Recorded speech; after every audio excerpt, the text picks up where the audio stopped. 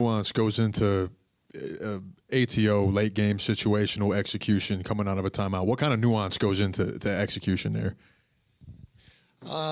Nuance meaning like the process of putting a play together and executing it. Like what has to go right in order to execute there, like you guys so often do? Yeah, I mean, it varies.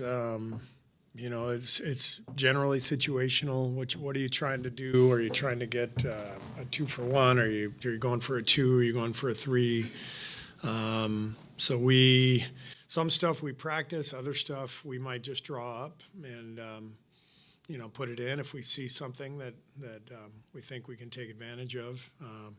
Our players are generally pretty good about just executing something off the board without having practiced it, but you also have to have stuff that is, you can do on the fly. Sometimes, like if a team has a foul to give, and you take a timeout late and you draw up a play, and they give a foul, you might have to call something that you already have that they can run on the fly. So there's a lot of different variables involved. Is there any update or any sense of how long Brandon might be laid up with this abdominal strain? Yeah, it's not bad. So the MRI was clear, and so he's day to day, which is great. I mean, you always worry about the abdominal strains, and those can keep guys out for a while. So this one doesn't seem to be too bad. And obviously, when you took over 10 years ago with the Warriors, that was a team that had some success in the playoffs, got the second round a couple times, kind of similar, at least in some ways, to what the situation Kenny inherited with Cleveland. I was curious, as you got into that first season, was there a point when you felt like you knew this team was going to potentially be able to take farther steps right away? And kind of what were the markers you were looking for to kind of tell that? Or was it something you had to wait to see what the team looked like in the playoffs to really know that was the case? Well, first of all, it's rare to get a job like this one or like the one Kenny got. I mean, usually if a team is a 50-win team and a second-round team, then they're not making coaching changes. So, pretty unique opportunity for Kenny, like it was for me.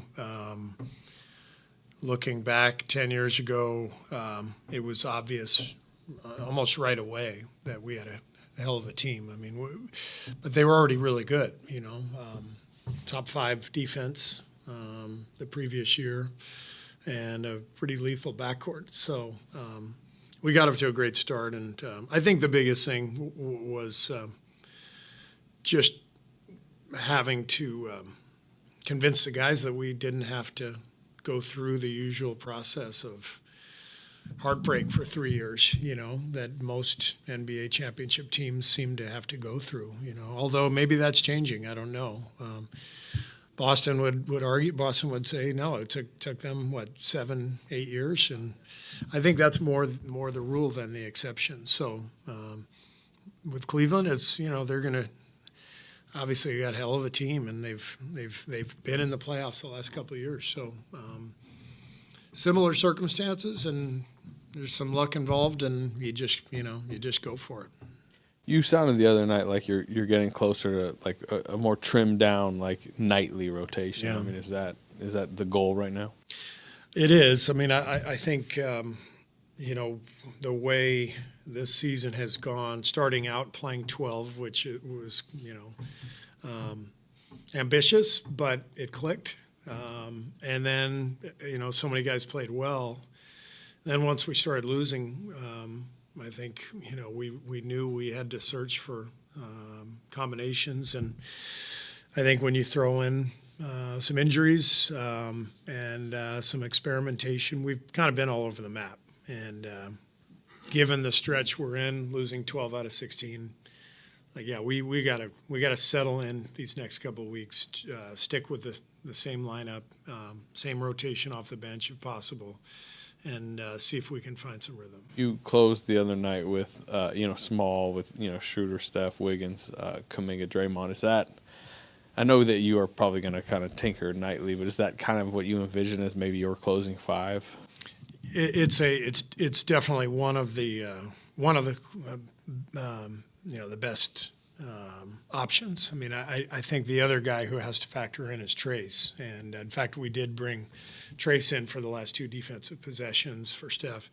But obviously, Steph will be on the floor in closing situations. There could be a case where, maybe one of those guys isn't on the floor and Trayce is for defense and shot blocking. But you never know how it's going to play out. Why do you think it's kind of Trayce has been unlocked a little bit the last couple of weeks? I think I think it was kind of good for him to sit for, he had the 1 DNP and then a couple games where he didn't play a whole lot. I think it was good for him. I think we're just trying to convince him, how hard he has to run every single play to really be effective. And he has a tendency occasionally to think too much and think, I should be going to set a ball screen instead of just running right to the front of the rim. And but he's been much more aggressive. I think he's finishing better. He's making his free throws. So he's doing a lot of things to be more consistent. Steve, last game, sorry, right here. Last game when Draymond moved into 3rd on the all-time three-point list for you guys as a franchise. When you first started coaching him, did you envision a future where he'd make over 700 three-pointers? I saw that he passed Jason Richardson. I would not have guessed that. But the funny thing is I remember, my first year, he made 2 threes in the deciding game of the finals. He made them both in the first half. And we made them. I turned to my coaches and I said, we're going to win. Like when Draymond makes 2 threes, we win. And it was a thing. It was a stat. But it was also just a vibe, when he would make a couple threes, like there's no way we're losing, The other night he makes 4 in the first half and we're down 5 at half, It's such a different game. It's a different sport almost. And Draymond has done a great job of adapting. The last 2 years he shot it really well. He's understood the importance of putting the work in and showing the confidence to let it fly, even when he's having an 0 for 3 start, he's still shooting it, which we want. And the percentage is showing, the confidence and the work that he's put in. So pretty remarkable that we're sitting here talking about him being on that list. Steve, you look at some of the top teams in the standings right now, and there's a lot of young, 23, 24-year-olds who are core star players, really. Mobley and Garland here with Cleveland, SGA in Oklahoma City, Ja is only 25. Obviously, we talked a lot about Kuminga the other night, but how important is it, or in the big picture, I guess, for Kuminga, Trayce, sort of your young guys to become core players, to become That's huge. Prominent? It's huge. This is a young man's game. We know that. It's a sport that requires so much endurance and physical conditioning and ability to bounce back from aches and pains, and it just gets harder and harder for the older guys. So, if you don't have a young core, then you're in some trouble, and it's what I feel good about our young group. I probably feel better about our young group now than I ever have. And I mentioned the other night, I think Jonathan is having a breakthrough, just his recognition of everything that's happening. I think Trayce is making a leap. I love BP, what he brings to the table, his grit and his toughness and his basketball IQ. And I'm hoping Moses can get healthy and get on a run here and get some momentum. But what we've tried to accomplish here the last couple of years is not easy, trying to incorporate these young guys and still compete for a championship. But that's what we're trying to do. And you see it with Steph and Draymond. They are still phenomenal players, but they can't do it on their own, and they need these young guys' help. And it's exciting to watch it all unfold. Hey, Steve, it's been about 10 years since the Cavs-Warriors rivalry. LeBron the other day called it like a rap battle.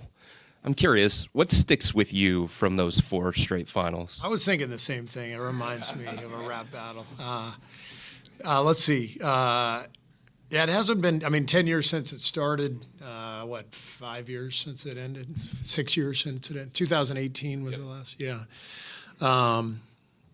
I think, you know, I grew up a Laker fan in L.A., watching all those Lakers-Celtics battles. And for a long time, that was, for me, like the iconic era of the NBA. That was my biggest memory of the NBA, was that rivalry. I think Cavs-Warriors will be this era's version of that. When you consider the star power with Steph and LeBron, like Bird and Magic, the multiple meetings, the epic performances, signature plays, signature games. I think it'll go down. It'll be, you know, it'll take some time, but, you know, I think 10, 15 years from now, I think people will be, you know, doing documentaries about it. And going back to Kenny, he has talked throughout the course of this year just the influence that you've had on him and how much he took from his time here with the Warriors. When you see somebody like that you've coached alongside have immediate success the way that he has, what does that make you feel like? Well, I'm happy for him, number one. Kenny's a great guy and a great friend, and he brought so much to us. He helped us win a championship in 22. He's a phenomenal coach on both sides of the ball. He's intense. He was really a great fit for us, and so I always root for him. And I'm happy for him for the opportunity that he received from Cleveland. As I was saying earlier, these jobs don't come along often. Usually the jobs you get are the ones that are bottom of the barrel, and you're trying to build something from scratch, and it takes a long time. He's taken over a team that's been really good the last couple of years. So I'm happy that he waited for this opportunity and didn't jump at Charlotte years ago. This was a much better opportunity for him, and he's made the most of it, and they look awesome. They are just crushing it. Hey, Coach, kind of off of that, how important in general is it as a head coach when you come into a new situation to have the buy-in from your best player? And you had a very unique position, but I'm curious if there was any challenges when you first got here with Steph, or if it was easier than anticipated. Well, I'm lucky with Steph. I mean, Steph is a very unique person. He's a very trusting person, and you know, as soon as we established a relationship, you know, it became apparent to me quickly that he was going to trust me, and that we were going to be able to collaborate. And that's what NBA coaching is to me. It's collaboration between the coach and the GM and owner and best players, and we have that here. But it requires building that relationship, those relationships, and then a lot of forgiveness when things go wrong, both ways, and that's what collaboration's about. And so it was relatively easy here because Steph Curry is Steph Curry, but there were a lot of other personalities involved too, and we had great guys across the board. For Andre Iguodala to willingly come off the bench for the first time in his career in 10 years, he made the sacrifice that set a tone. And so, you know, I think about Andre all the time in terms of kind of building, you know, what we built here. So you have to have good people and a lot of talent for sure. Steve, Yeah. Buddy is struggling obviously lately, and Dennis is kind of struggling through his first few games here. But at some point, you need those guys to sort of pick up the non-Steph minutes. What will it take for those two guys to build chemistry, and what do you think is their ceiling if they're able to get going? Well, both guys have a long track record of success in the league, so I'm not worried about them. Dennis was brilliant the other night. I know shots weren't going in early, but he made the biggest shot of the game. He made defensive stops. He was all over the place, you know, huge rebound off that long rebound, loose ball late in the game, makes the 2 free throws. Watching the tape, his defense was brilliant. This guy's a gamer, he's a winner, and so we didn't really get him for his shooting, and his shooting will come. I mean, he's a consistent shooter over his career. But he does so many other things for us. But he, you know, started out hot, and it's been a little bit of a rough patch, and that's kind of the way it goes for shooters in this league. but he's a gunslinger, so I want him to keep firing, and they'll start going in. As a coach, I don't think I was a complete coach until I came here, and quite honestly, learned from the best players, best coach. And I was an observer really most of the time. I got a lot more out of this than they got, from what I brought to the table. So it was just a great, like I said, it completed me as a coach. Chris. Kenny, what made Steve so good for you? So many things. How to coach great players. I think observing that, culture of joy that he preaches over and over, and then his emotional control, just especially in the big moments, big games, kept it really, really cool, really calm, and then you see all the kind of championship moves he made, whether it's a substitution, whether it's a hey, this guy's out this series, this guy's playing. A great feel for who to play, who not to play in the big moments.